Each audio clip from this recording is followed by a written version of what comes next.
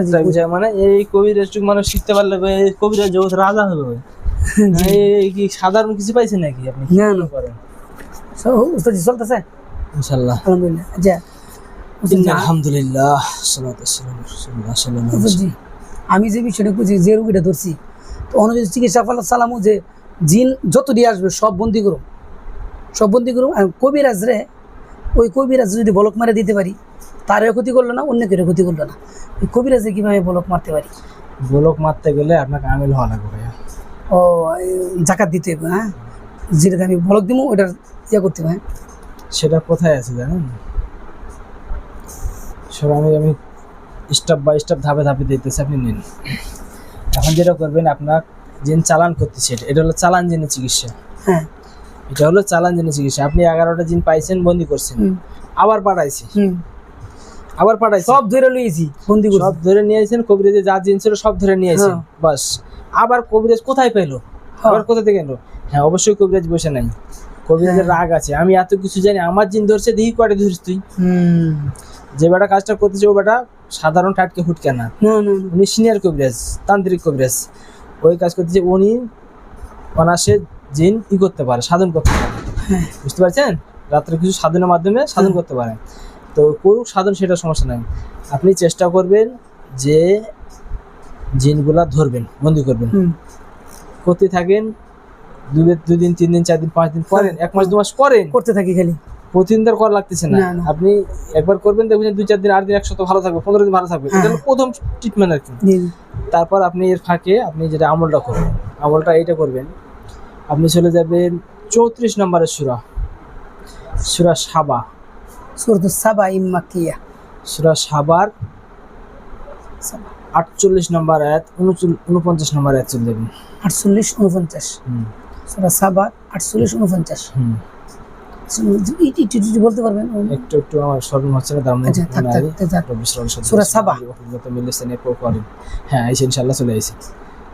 কুল ইন্না রাব্বি ইয়াকজিফু বিল হাক্কি আল্লামুল গায়ব কুল জাল হক ওয়া মা ইবদিল বাতিল ওয়া মা ইউইদ। হ্যাঁ এই দুই আয়াত একসাথে, এই দুইখানা আয়াত পড়ল করলে সত্যর দ্বারা মিথ্যাকে আল্লাহ আঘাত করেন। আল্লাহ সত্যের দ্বারা মিথ্যাকে আঘাত করেন, যার ফলে মিথ্যা চূর্ণ বিচ্ছিন্ন হয়ে যায়, নতুন করে মিথ্যার আবির্ভাব হয় না। কি বুঝলেন? জি বললেন তো, কি বুঝলেন? মিথ্যা যখন দূরীভূত হইব, নতুন করে বাসত না, আল্লাহর কোরআন জাহির হইব। কথাটা বুঝতে পারছেন কি বলছি? জি জি। এটা সাধারণ মুখে বললে খালি হবে না, এখানে জন্য কিছু আমল ভালো লাগবে। এই জিনিসটা আমল করে না, জি এটার আমিল হইতে হবে। এই আয়াতের দুইটা আয়াত একসাথে, দুইটা আয়াতের আমল ভালো। জি কিভাবে আমিল হলে ইনশাআল্লাহ কাজ হবে। আমিল হইতে হবে কিভাবে সংক্ষেপে? এগুলো সংক্ষেপে বলতে কি, আল্লাহ খুশি করা পর্যন্ত, এটাই সিস্টেম। প্রত্যেকটা কোনো হাদিসে লেখা নাই যে আপনি আমিল এতবার এতবার এতবার করেন। আপনার ওস্তাদ দিয়ে দিছে, কোনো হাদিসে বলে দিছে অমুক হাদিসে লেখা আছে, কোনো কোরআন লেখা আছে এতবার এতবার, না এভাবে লেখা নাই। আপনি আল্লাহ খুশি করার জন্য আপনি যেটা করতে পারেন, আপনি 40 দিন পর্যন্ত দুইখানা 1000 বার করে পাঠ করেন, প্রতিদিন 1000 বার করে পাঠ করেন, রাত্রে করেন 40 দিন এশার নামাজের পর করলে আপনি এটা আপনি তেলে প্রয়োগ করতে পারবেন, পানিতে প্রয়োগ করতে পারবেন, রোগীর শরীরে প্রয়োগ করতে পারবেন। একটা পাঠ করে 7 বার অথবা 11 বার প্রয়োগ করে পেঁয়াজ দিয়ে দিলেন, আল্লাহর পক্ষ থেকে ফেরেশতার মাধ্যমে হোক আর আল্লাহর হুকুমে হোক বন্ধ হয়ে যাবে। কারে ফেস দিব রোগীরে? আর জানি কোনো জিন টিন না ঢুকতে পারে, কোনো জাদু ধরা না প্রবেশ করতে পারে, এটা পুরো দিয়ে দিলে যাবে। হ্যাঁ তো কি বলছে, কথাটা কি বলছে এখানে? তো এটা আমিল হচ্ছে, হ্যাঁ 40 দিন 1000 বার করে করেন। একটা বিষয়, যেমন আমি এই আয়াতের আমিল হইতে চাই, আরো কয়েকটা পরে দুরূদ শরীফ পড়বেন 11 বার করে। আমি আরো কয়েকটা আয়াতের আমিল হইতে চাই, তাহলে আমি কি একটা আয়াতের আমিল 40 দিন হইয়া পরে আবার আরেকটা আয়াতের 40 দিন এমনি এমনি না? আপনি যে একবারে সারা রাত আমল করেন কোনো আমি আর 10টা আয়াতের আমিল হইলাম, সমস্যা নাই, করেন আলহামদুলিল্লাহ।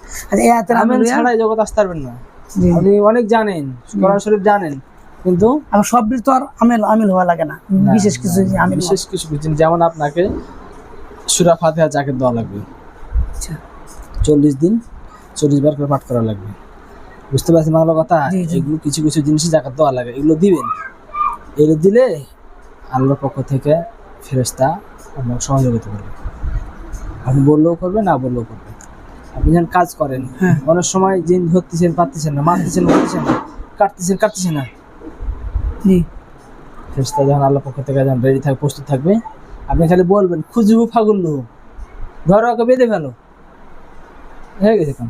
যে একটু যা দিলেন আমেল হওয়ার লেগে, এটা আমেল হইলে এই এই যে প্রয়োগ করতে পারবেন, কিন্তু কবিরাজে কি করেন যায় বলক, ওই তো কবিরাজকে কিভাবে শাস্তি দেবে এটা কইরা? কবিরাজকে শাস্তি দিয়ে 1000 ক্যাটাগরি আছে কবিরাজকে শাস্তি দেওয়ার, একটা দুটো না, বুঝতে পারছি মানে ওই মহিলারা যদি খালি প্রয়োগই করে অন্ত আমার কবিরাজটা ধরতে হইব। হ্যাঁ, মানে কবিরাজরা কি এত কইরা কেমনে বলক করুম? না এটা লক মারতে পারবেন, লক লক এটা আমি লক মারতে পারবেন।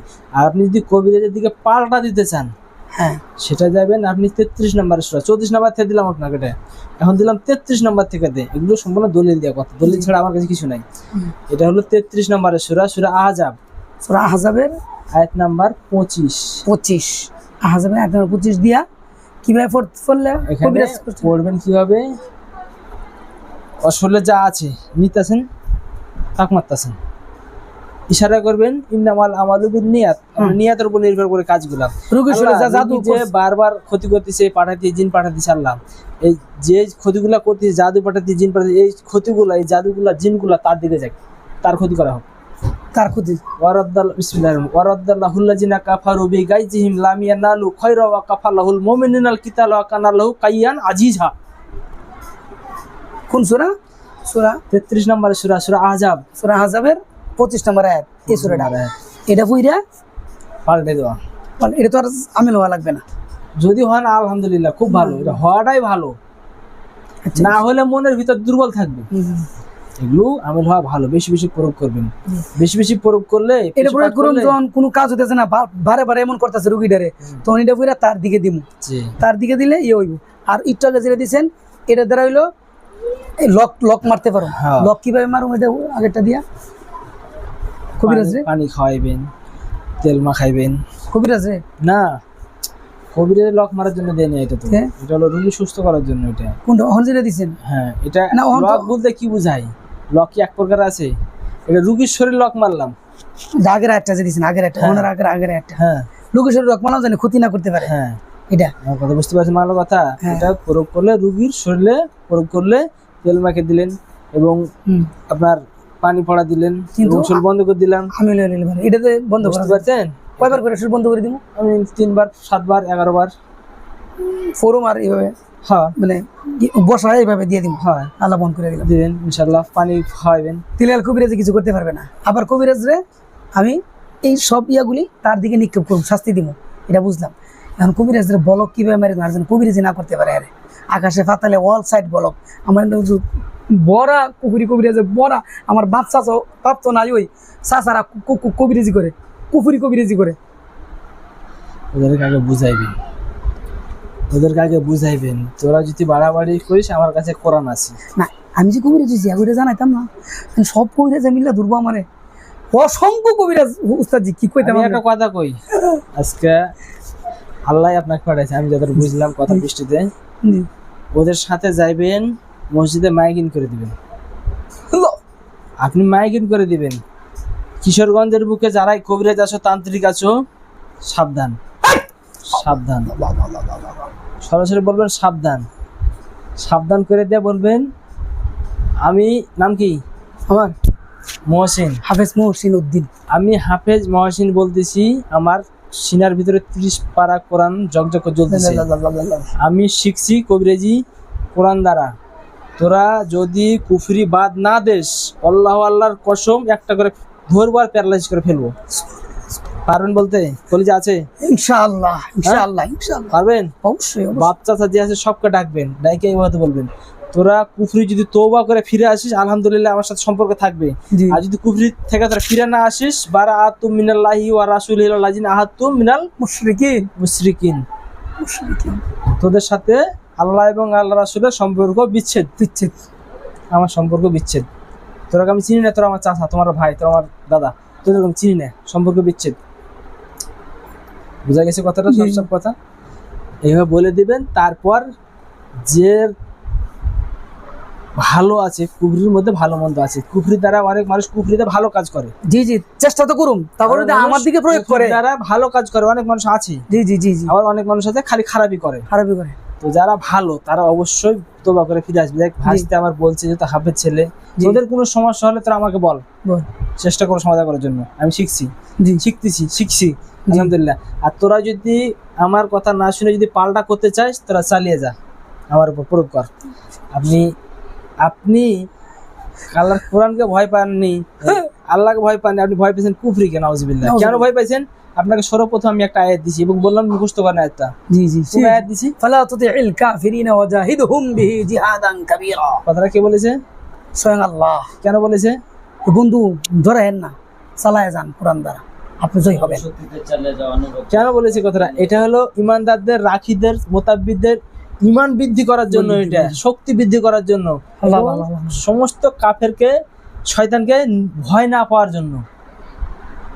এই আপনি একটা ব্যর্থ হয়েছেন, নিরাশ হয়ে গেছেন, না আল্লাহ বুঝে কথাটা আপনি আজকে দৌড়েছেন আমার কাছে। যদি আপনার জানা থাকতো আয়াতটা জি জি জি জি, জি। যে আমি ব্যর্থ হইলাম, মানে তুই কয়টা পাঠাবি, পাঠা, ধরবো জবাই দেবো, আল্লাহ। ধরবো বন্দি করবো, পাঠা, আমি দেখি, আমি তো বসে আছি। আচ্ছা তো নামাজের পর তো বসে আছেন আপনি। আচ্ছা হচ্ছে যে পরে কুফরি বাজগাদের যদি কথা না শুনে পরে এদেরকে কি করে দেবেন বলক। আপনি আপনি দেখবেন যে কে ক্ষতি করতেছে। আপনার তো বাড়ি এলি তো তুলসী বা তুলসী যে আছে, তুলসী দিয়ে বুঝে যাবো কে ক্ষতি করতেছে। হ্যাঁ যাবে, আচ্ছা বোঝার দরকার নেই, খালি বলবেন যে ছেলে না মেয়ে। ছেলে, তাহলে আপনি বুঝলেন কিরকম বয়সে, ওরকম বয়সে যদি বলে দেয়, আপনার বাড়ি এলে তো বলে দিবে হ্যাঁ এই কাজটা করতেছে। তাহাজ্জুদের নামাজে উঠবেন, কারণ ভাই শত্রুর সাথে অমাকরুল্লাহ খায়রুল মাকিরিন, একটা এতে যথেষ্ট। জি কারণ ওদের সাথে কৌশল খাটাতে হবে। কৌশল না খাটালে সরাসরি তো মারতে পারতেছেন না, না মারতে পারবেন? পারবো না। হ্যাঁ আলহামদুলিল্লাহ, আল্লাহ যদি কোনোদিন কোরআন আইন চালু করে বাংলাদেশের বুকে, জি ইনশাল্লাহ সেদিন হবে খেলা। আমাদের তো জানি আমরা কে আমাদের শত্রু, কতগুলো শত্রু, কে আমাদের ক্ষতি করতেছি, কে আমাদের পিছনে লাগা আছে, কার বিরুদ্ধে এত যুদ্ধ করতেছি। আমি লাখ লাখ দিন ধরে আনছি এমন একটা রুগীর পিছনে, আমি 6 মাস যুদ্ধ করেছি একটা রুগীর পিছনে, আমার জীবনে প্রথম শ্রেষ্ঠ ওটাই 6 মাস। আলহামদুলিল্লাহ সফল আমি। এখানে আছে ইস্যু ভাই, মার্কেটে আছে ভাই, ওই মেয়ে, ওরাও ভালো ধৈর্যশীল ছিল, ওরাও তাবিজ পছন্দ করতো না, কোরআন পছন্দ করতো, আমার কাছে চিকিৎসা করছে, আলহামদুলিল্লাহ সফল হয়েছে। তো লাখের ওপর আমি জিন ধরে নিয়েছি, ওই সিলেটের কবিরাজ আল্লাহ আল্লাহ আল্লাহ। এদিকে।